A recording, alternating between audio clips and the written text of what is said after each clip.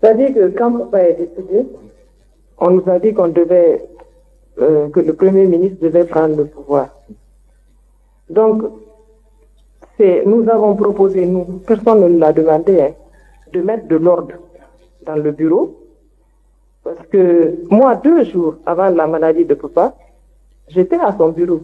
Parce que je venais tout le temps, chaque fois que j'avais le temps, je venais mettre de l'ordre dans son bureau, je venais l'aider parce que les filles ont plus ce temps-là. Donc, je savais à peu près la pagaille qu'il pouvait avoir par-ci ou par-là. Donc, quand il y a eu le décès, lorsque nous sommes revenus, on a décidé d'aller mettre de l'ordre et prendre ses effets personnels. On a mis tous les dossiers. Par exemple, tous ceux qui étaient des ambassades, s'ils ont bien fouillé, ils peuvent voir mon écriture. J'ai mis affaires étrangères, j'ai mis tout dans une chemise. Et c'est comme ça qu'on a tout classé. Parce que comme l'OUA se préparait, il avait préparé des cadeaux, des bijoux, en ivoire avec de l'or. Je crois on devait offrir. Et en plus, il y avait les cadeaux personnels. Parce que il recevait des cadeaux, 5 ans, il n'ouvrait pas. Donc, il ne pouvait même pas savoir ce qu'il y avait là-dedans.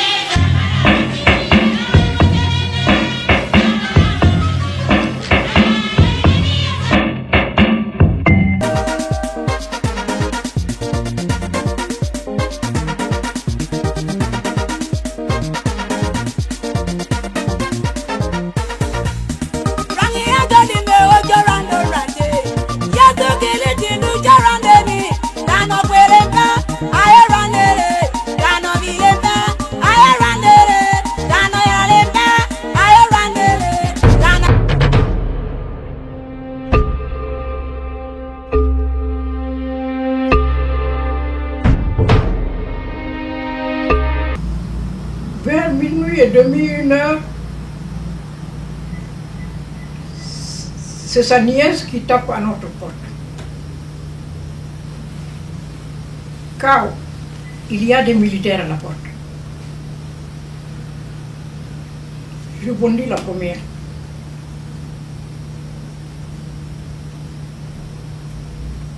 Je lui dis où sont-ils?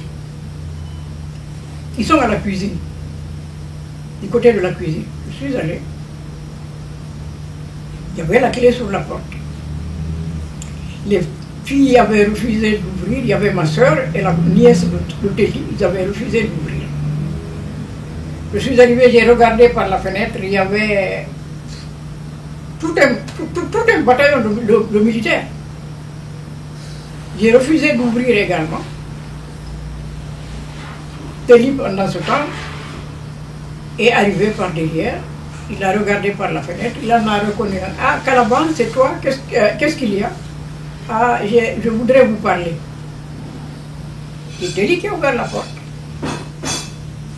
Calaban est rentré avec lui, toute une tapée de militaires derrière lui. C'est la nièce de Téli qui les a suivis. Moi, j'étais cloué à la cuisine, je ne pouvais plus bouger. Elle est revenue me dire, Tanti, quand vous appelle? Je suis arrivé. On m'a laissé faire un chemin, je suis passé. Je suis allé le trouver en train de s'habiller dans la chambre. Je lui ai dit, qu'est-ce qui se passe? Et il me dit, je suis arrêté. Je me suis assise dans un coin du lit, je l'ai regardé s'habiller jusqu'à la fin.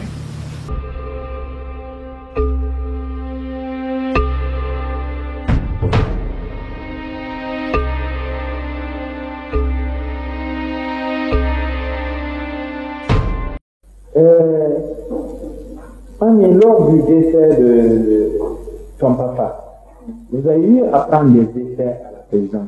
Toi, Mohamed, Calaban, et je ne sais pas qui. Je ne sais pas où vous les avez déposés. Chez Mohamed. C'est Mohamed. C'est-à-dire que quand papa est décédé, on nous a dit qu'on devait, que le Premier ministre devait prendre le pouvoir. Donc, nous avons proposé, personne ne nous l'a demandé, hein, de mettre de l'ordre dans le bureau. Parce que moi, 2 jours avant la maladie de papa, j'étais à son bureau. Parce que je venais tout le temps, chaque fois que j'avais le temps, je venais mettre de l'ordre dans son bureau, je venais l'aider parce que les filles ont plus ce temps-là. Donc, je savais à peu près la pagaille qu'il pouvait avoir par-ci ou par-là. Donc, quand il y a eu le décès, lorsque nous sommes revenus, on a décidé d'aller mettre de l'ordre et prendre ses effets personnels. On a mis tous les dossiers. Par exemple, tout ce qui était des ambassades, s'ils ont bien fouillé, ils peuvent voir mon écriture. J'ai mis affaires étrangères, j'ai mis tout dans une chemise. Et c'est comme ça qu'on a tout classé. Parce que comme l'OUA se préparait, il avait préparé des cadeaux, des bijoux, en ivoire avec de l'or. Je crois on devait offrir. Et en plus, il y avait les cadeaux personnels. Parce que il recevait des cadeaux, 5 ans, il n'ouvrait pas. Donc, il ne pouvait même pas savoir ce qu'il y avait là-bas. En général, moi, avec ma curiosité, chaque fois que je rentrais au boulot, j'ouvrais et je voyais ce qu'il y avait là-bas. Alors, quand on est venu, tout ce qu'il y avait comme cadeau, il y avait des montres en or, des trucs qu'on lui offrait, des cadeaux, mais qu'il n'avait jamais ouvert, c'était plein de poussière. Donc, on a tout amassé. Moi, je ne pouvais pas amener chez moi, parce qu'avec le décès, j'avais toute ma belle famille qui était arrivée de Kifidou, mes cousins et oncles qui étaient arrivés de Dakar. J'avais plus de 30 personnes, des gens dormaient au salon. Donc, j'ai décidé qu'on amène tout chez Mohamed parce que lui, il avait un magasin, il n'avait plus de place. Et ensuite, je crois que papa avait reçu ses droits d'auteur. Il venait de recevoir ses droits d'auteur. Moi, je le savais. J'ai dit à Mohamed que papa avait ses droits d'auteur. Je lui ai dit, il a l'habitude de verser à la banque. J'ai dit donc la meilleure solution, c'était qu'on garde jusqu'après le départ de tous ces gens-là, qu'on parte présenter ça au Premier ministre. Donc on a pris le sac. Et pour qu'il n'y ait pas de cafouillage, moi j'ai changé la combinaison du sac. Et j'ai tout déposé chez Mohamed. On a tout déposé dans le magasin de Mohamed. Et je crois que c'est quand on était au camp Al-Fayaya qu'on a demandé la clé à Mohamed. Il a remis la clé là-bas au camp Al-Fayaya. Donc tout est resté en place. On n'avait même pas terminé. Et le sac, je ne sais pas. En tout cas, tout était déposé. Dans les effets, là, il n'y avait pas de chéquier. Les banques, etc. Non, ça, je ne peux pas me rappeler parce que les sacs qu'il avait, on a pris intact. On n'a pas ouvert. Sauf le sac où il venait de recevoir ses droits d'auteur. Oui, il y avait l'argent. Bon, c'est ça seulement qu'on avait ouvert. Et ça, ce jour, on voulait aller remettre à tonton Béa. Mais moi, je me suis dit qu'il était mieux, parce qu'on est très jeune, on ne peut pas prendre des décisions sur nous-mêmes. Il était mieux qu'on le fasse en présence des grandes personnes. Moi, je sais, depuis que j'étais à Poli, que chaque fois qu'il reçoit les droits d'auteur, il m'a même fait déposer ça à la banque. Donc, je savais que ça devait aller à la banque. Mais à mon âge, je crois, avec toutes les grandes personnes qui m'entourent, je ne pouvais pas prendre la décision sur moi d'aller remettre le sac. Donc, les autres sacs, on a pris ça comme ça, on a déposé. Ensuite, 2 jours après, on nous a téléphoné pour nous demander de venir prendre ces effets personnels. On est venu, on a pris les habits et les sacs. Enfin, moi, je ne suis pas venue ce jour, c'est moi-même qui est venu parce que je faisais la cuisine. Donc, ils m'ont dit que c'est ce qu'ils ont pris et ils ont amené ça à Colère. Il y avait combien de sacs à vous? Non, je ne peux pas savoir. Je sais en tout cas non, à part le sac rouge, il y avait le sac blanc qu'on avait amené à Cleveland, mais qui était vide parce que c'est moi qui l'avais préparé. Je devais avoir ces 3 sacs, je ne sais, 3 sacs. Pas plus, je crois.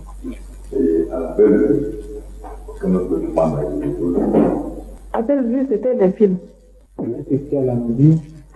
En fait, moi, tout ce que j'ai à vous dire, c'est d'abord vous remercier le chef de l'État pour toutes les marques d'attention, parce que depuis que nous sommes là, il a envoyé 2 ou 3 émissaires pour s'assurer de notre état de santé. Donc, le remercier pour cela. Ensuite, demander la clémence.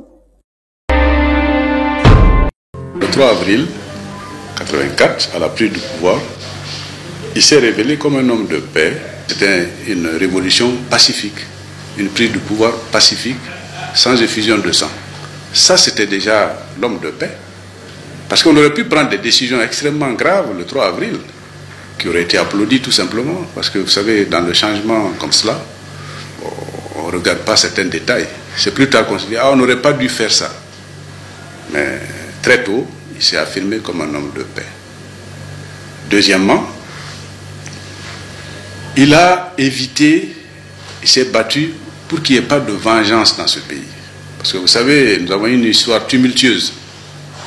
Et beaucoup de gens qui avaient perdu les leurs, n'est-ce pas, au cours de différents complots, avaient des idées presque de revanche. Il s'est battu contre ça, pour qu'au contraire, nous puissions aller dans le sens du pardon. Pas de l'oubli, mais du pardon. Pour conserver justement la paix sociale dans ce pays. Afin qu'on regarde l'avenir avec plus de sérénité, qu'on construise l'avenir de la Guinée. Ça, c'est un acte de paix.